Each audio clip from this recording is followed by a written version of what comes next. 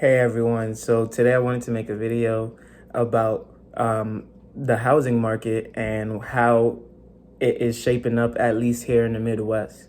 So I am putting offers on homes, and a lot of these sellers agents are asking me to submit these offers, but their counters are very weak. Or it's as if they want to play hardball just because they haven't had much traction. So for example, let's say this house costs 190,000 and I offer 135. That's a significant decrease in the price. But that is also because there's a lot of work to be done in the home. And there's no way that if I purchase that home at value, that I would be getting any value. I would actually be under in the hole about $50,000 after doing the renovations and everything. So I would have grossly overpaid for the home. But here's the problem. You see, in that area, everybody says everything is up and coming, but honestly, some places just are not up and coming. Some places are just meant to not be fixed at the moment, right? And so in that area, you have a property that was vastly destroyed. I'm talking about bricks thrown into the windows. I'm talking about the stucco was removed. It was chipped all over the place on both sides of the house. The doors looked like it was eaten up by wood-eating insects. The property was boarded up. I'm sure they went through a very tough and horrible eviction. And the renters definitely did not help in any way. I mean, I'm sure that that place was tore up, walls, flooring, so many damages to that property. And so when I look at the property, I'm saying to myself, there's no way that you bought it for 170 and you're now trying to sell it for 190 in its current condition, knowing that it's probably worth 190 if it was fully rehabbed and ready to go.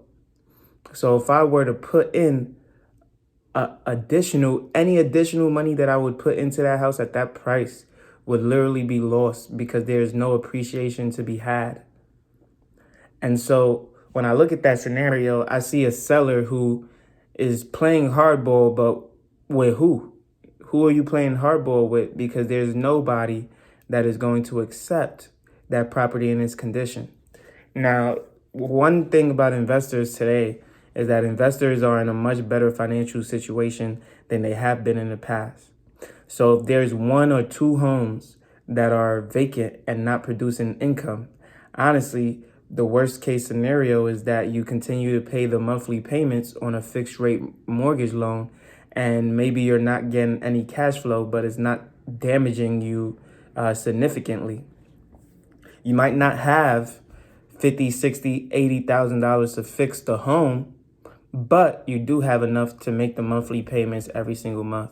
And so I believe that this is one of those situations because I've reached out to this seller's agent in the past, and they've had this listing for over 180 days, which is about 6 months now, and they have not been able to get any traction on it at all.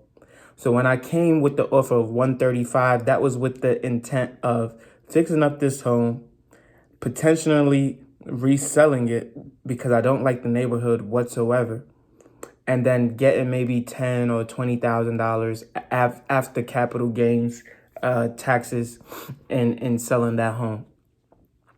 And that would have took a lot of work. That would have took a lot of months to rehab the property, probably about 3 months or so, and then to sell probably another 30 days. So all in, you're looking at 4 to 5 months, depending on when I can get a GC in there to do some of that work.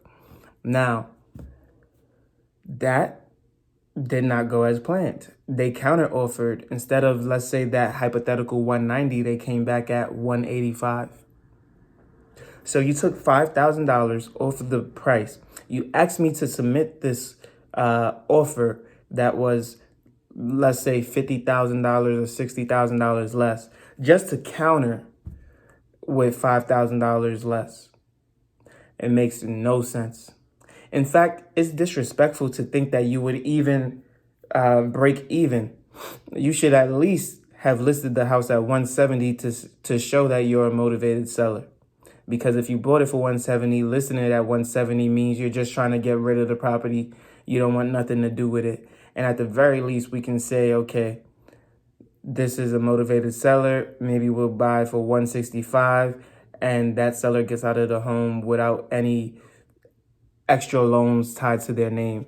And we get a property that is not necessarily discounted, but we're honestly doing you a favor at 165 or something like that, right? So that's just one scenario.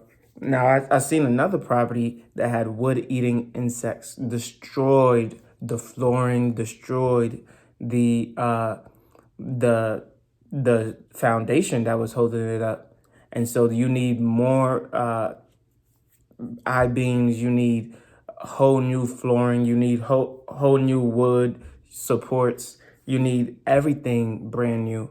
And that was gonna be, I think my foundation company quoted me at least a minimum of 30,000.